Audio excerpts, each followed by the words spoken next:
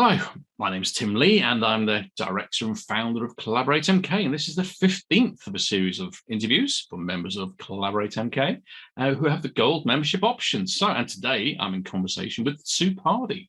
And Sue is HR consultant at Face to Face HR and based in Milton Keynes. Hi, Sue. Hi. Great to see you. Hi, Tim. Lovely to see you too. Lovely to Oh, see you. yeah. 15th. I know. Should get a badge. I know, that's right. Yeah, that would go nicely there. I could have one badge. Yeah. Every one I do, it could go there. Yes, you could have stars like McDonald's. No, there's a thought. Yeah. Right, that's written down. So anyway, where did your career begin exactly? So I suppose my HR career began many, many years ago, too many years ago now. But when I graduated, I worked for the National Trust. That was my first job from graduating.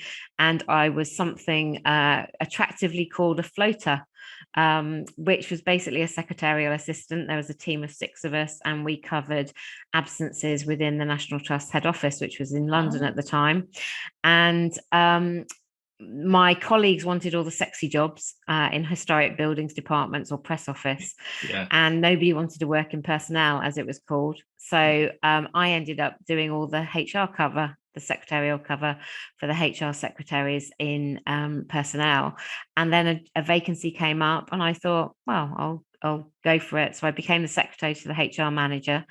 And they sponsored me to do my CIPD, my personnel qualification, and never turned back. So then I sort of stayed with them for 5 years while I qualified, and then I moved into the NHS. That was a baptism of fire after a charity background, and I got my badges in disciplinaries and grievances and working with unions. And then my manager said to me, right, you need to decide whether you're going to stay in the NHS or you're going to move, because otherwise you'll get pigeonholed. Right. And I thought long and hard, but I thought, I don't want to stay here all the time. Yeah. And I was very lucky. I got a job with KPMG in Milton Keynes. And that started my corporate career. So I've worked for KPMG, Accenture, Aviva, Amazon, the OU, Home Retail Group, and I've had 5 years in Australia working for a big bank and insurance company, all of the time in HR. Wow. So yeah, I haven't quite traveled the world with HR, but it's certainly allowed me to move from company to company and get a different experience of each company, and obviously different experience for my HR. Yeah. So in your new role then, or not your new role, in your current your actual role, what are the biggest challenges what are the biggest challenges that your clients face exactly? Oh, so small companies. So I've been looking after them for about 5 years now with my own business. Small companies, it's difficult to put your finger on anything in particular, but a lot of the time it's the challenges of new information coming along. So for example, nobody had heard of furlough, nobody had heard of COVID 18 months ago. So learning about those very, very quickly, normally at the same time as everybody else, but trying to get abreast of those to help clients and advise them correctly. No, I suppose being there for them when they don't know what to do. So yesterday I had somebody who is trying to get somebody back into the workplace following furlough, and they're refusing, and they're starting to use language such as discrimination. And that's when they started to worry as to, oh gosh, this is too far. It's gone too far. I don't know what to do now. So it's just being a sounding board for some. It's being peace of mind for others. One other thing I have a lot of the time is giving people the confidence to have a conversation. So employers are very worried at them nowadays about litigation, and they're worried about saying or doing the wrong thing. So they're almost frightened to have an honest conversation with their team. Which hopefully I give them guidance as to how to go about it, or they talk to me and I say, well, just say that, and they're like, really? It's like, yes. Yes. Just have a conversation with them. Honestly, I give you permission to have that conversation. And then afterwards I check in with them to say, how did it go? And they went, oh, it went much better than I thought it would. And most of the time that's the case. Sometimes they go pear-shaped and we have to then pick up the pieces. But most of the time they're so relieved that they've just had that conversation. So it's giving them that confidence. It's, it's not all about employment law half the time. It is about being that coach and that confidence to help them through those tricky conversations, which need to be nipped in the bud as quickly as possible before they escalate.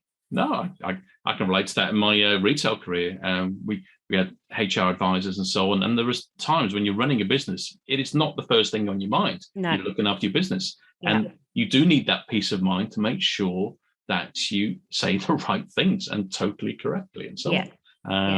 And that, especially these days. Exactly.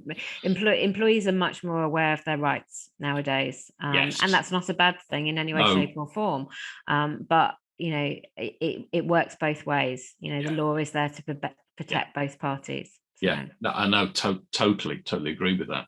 So how do your clients work with you exactly? So my clients can work with me in a number of ways. They can work with me on an ad hoc hourly basis. They can work with me on a project. So, for example, that might be recruitment or redundancy, sort of, something that's got a real tangible finish and end.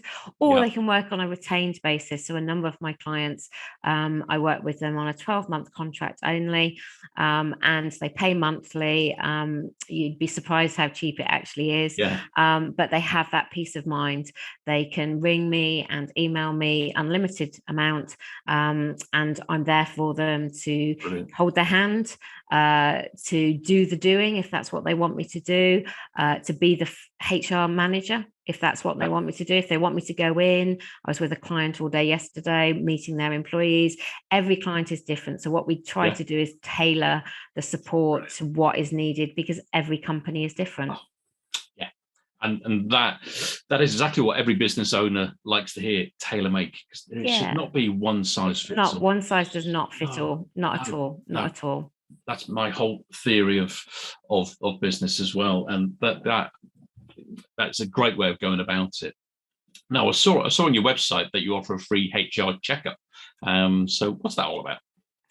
So the HR checkup is basically if somebody has got existing documentation of a HR about HR. So that would be a contract of employment, handbook, policies, those sort of things. And what they might have done is when they set out a few years ago is get that off the internet. They're easily obtained, or they might have cobbled it together from an old contract that they might have had when they were in employment. And what I do is I check to make sure it's legally compliant, because the law does change, and equally whether it's fit for purpose. So going back to my other point about tailoring it to your business, it's important to get the right clauses in your contract to fit your business. So for example, if you worked in a shop, it would be it wouldn't really necessitate having restricted covenants. So post termination covenants in a shop assistance contract, i.e. preventing them going to work in another shop. It's not reasonable.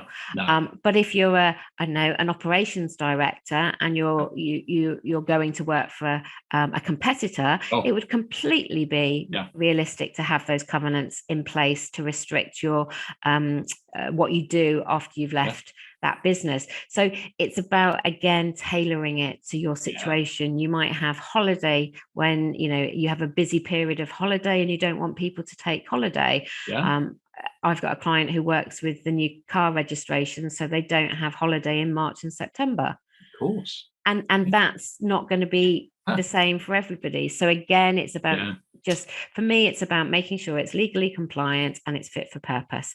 And it's a free service. And I just give you a bit of a check as to where you can improve, what you might need to do, and whether obviously you want to make for me to make those changes if there are any changes. But equally, if it's fine, you don't need to change it. I'm not there to make money. I'm not there to sell you something you don't need.